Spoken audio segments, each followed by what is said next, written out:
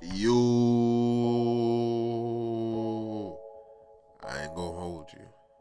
I ain't gonna hold you. But Diddy, Puff, Love, whatever you want to call him,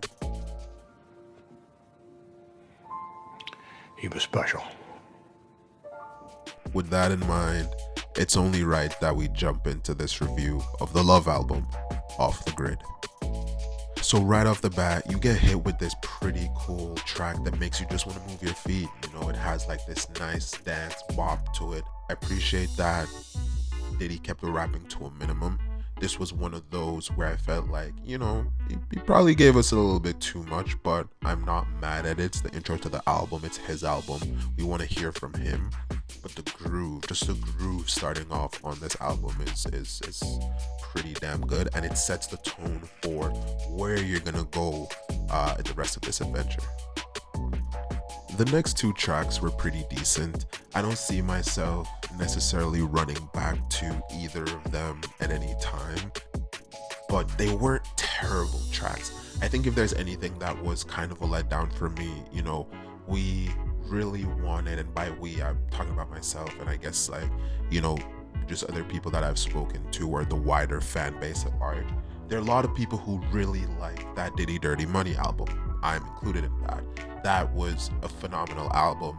So it was a little bit of a letdown in my opinion coming from them with that track, because it was one of those that I ran to immediately. Like, how do you see that reunion and not want to run to it? But I don't think I'd be running to it again. I think that's pretty much it for me when it comes down to, you know, those two tracks. What I can say though is the second track, the Nova Wave track, the What's Love, that's pretty good. You know, that's pretty good. But Deliver Me, I don't see myself going back to that at all. For me, the album really picks up around track 4. I want to say from track 4 all the way down, and I know I'm hyping it a little bit, but from track 4 all the way down, I'm hard pressed to find a vibe or a bop that I didn't like or get into. There are a lot of good moments on this project for sure, and I think the album really picks up for me at track 4, Stay a While, Diddy and Nisha. Definitely a standout track. The production on it is fire. Nisha's voice was smooth, you know what I mean? The bob, everything. It just felt right. It felt like the right thing that you needed at that time for the album to start like kicking up. She said, something ain't right. I said, oh man. She said, oh man, the building is on fire. Homecoming with Jazzy. Oh my God, Jazzy. She smoked this in every conceivable capacity that you can think of. She absolutely smoked this. This is definitely one of the tracks that I could see myself going back to years and years and years later. Her vocals, the performances straight across the board. I think everyone who came into the studio at that time to put this record together, old record, new record, I felt like they did the damn thing. Like, how do you not get goosebumps just from that first few bars before the beat drops? Like, Oh my God! Wow! now coming off of the heels of that isn't, you know, an easy thing to do, but knowing that he follows it up with the Jacquees record, Pick Up, which is another standout from the album, is just a testament to, you know, how good Diddy's air is. One of the things I do also have to give credit for is Jacquees knowing and picking his spots correctly on this record. Jacquees is one of those artists that I like some of his records, not all, but one of the things I know for sure, he's definitely talented. And I think this is one of those that should be able to break the mold enough where people can kind of dig back into his catalog to see what else do they like from Jacquees. So definitely big up straight across. The Fabulous verse was cool, wasn't exceptional in my opinion. Fabulous has definitely had way better verses on tracks like this or adjacent to, but yeah, solid song. When it comes to the Sway Lee track, that shit was smooth. It's one of those that, you know, I'll run back to a few times for sure. The production on this one, once again, that was what was hitting for me. Jumping right into the next one, Summer Walker Can Do No Wrong. When I say no wrong, I mean she floats on Stay Long. She just has this sultry thing about her. She has this thing in her voice that's so soulful and sultry, and her personality really comes out in a lot of the records that she sings. And I think Diddy put her in the right spot to succeed with a record like this. Fire song. Truly, truly fire song. Diddy has this really cool 90s aesthetic running straight throughout the album because it feels reminiscent of that time. Like it's a lot of those good either dance vibes or love vibes. Like it really is a solid compilation. Also, the way that transitions straight into It Belongs to You with Jazzy, once again, she has this star quality power in her voice, and it comes across in every single track that she delivers on this project. I really enjoy her moments. It Belongs to You is another standout. Definitely put that on your playlist, whatever playlist, find it on some playlist. Because that's a heater. That's straight heat right there. The French Montana Weekend single was cool. 21 Savage's verse was pretty solid, nothing spectacular. It was just like a pretty solid song through and through. Production was good. It's one of those that you can hear, over and over again. You don't really get tired of it, but it's not necessarily, a favorite of mine. It's just one of those that you really groove to. You're not gonna skip it, but you may not necessarily run back to it as quick as you would run back to some of the others. Definitely want to shout out The Weeknd's performance though. He smoked this one. But yeah, overall just a pretty decent track. I like the cool little intermission that you get to, just to vibe out to as you move on to the next half of the album. Once again, Diddy kind of gets you back on your feet, with the Justin record. And you know what time it is? Disco time. I gotta give Justin props though. Like he sounds really good on this Moments record. I could see this being, a single somewhere later down the line, unless it starts getting the buzz right away.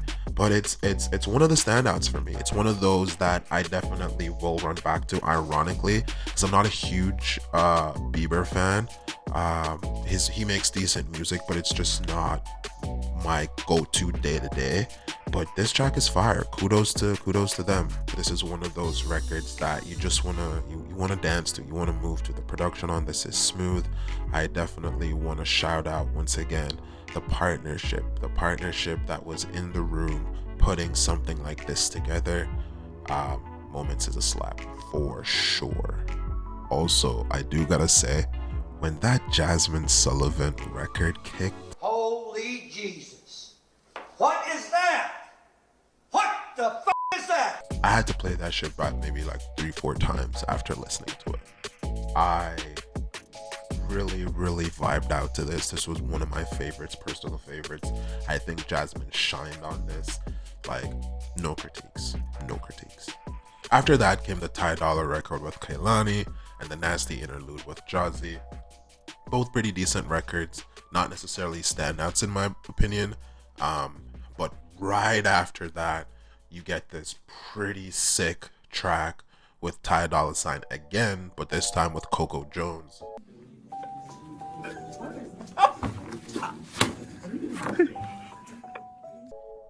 Straight flames. She kills it. Really like her vocal performance on this one. Ty Dolla $ign's as well was pretty sick. That Casey record that comes right after that, fire, heat. That Mary J that comes right after that, it's like back to back. It's like he really got in his bag on the tail end of this project. Boohoo once again with Jeremiah, pretty solid performance from Jeremiah. The Burna Boy interlude was pretty solid. Also, I gotta say, about that Mary J record, I could feel that. Like, that was definitely one of those records that I'm like, Mary J sounds young and fresh, and she's been performing really well. Like, her last album was pretty solid. I go back to listen to that from time to time. There are a few records on there that are certainly joints, but her performance on I Like is solid. It's steady. it's refreshed. It feels like she put a lot of work and effort into this one.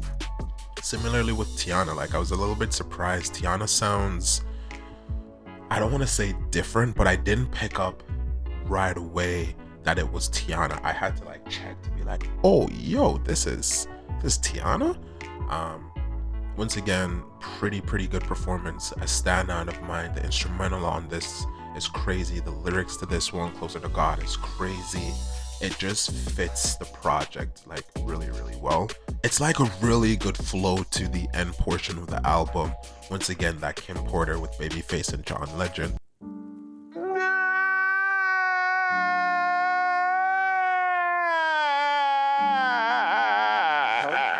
Pretty solid. But that Space record with her, top tier. It brought me back to when I just started listening to her a few years back. It's the type of her record that I connect with most. You know, these are the songs I wish, or these sounds that I wish she would make more often. And I do understand, you know, you have to step out, and there is still a good collection of those, and I could go back and listen to the sound. But the instrumental was solid. I didn't mind that it was 6 minutes, even coming off of the 7-minute Babyface record.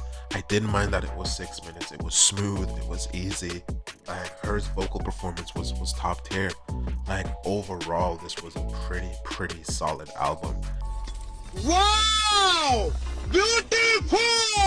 Standouts for me, Space, as I said before, Closer to God, I Like, Stay, you know, with KC, crazy track. Everything that Jazzy touched is a standout for me. Tough Love with Sway Lee, the Summer Walker song, like there's a lot of standout tracks on this. Pretty solid listen. It's one that I could see myself going back to over and over as time progresses. But yeah, I think at the end of the day, some of this is fact, but it's truly all opinion. I'll see you guys in the next one. Wait a minute! Who are you?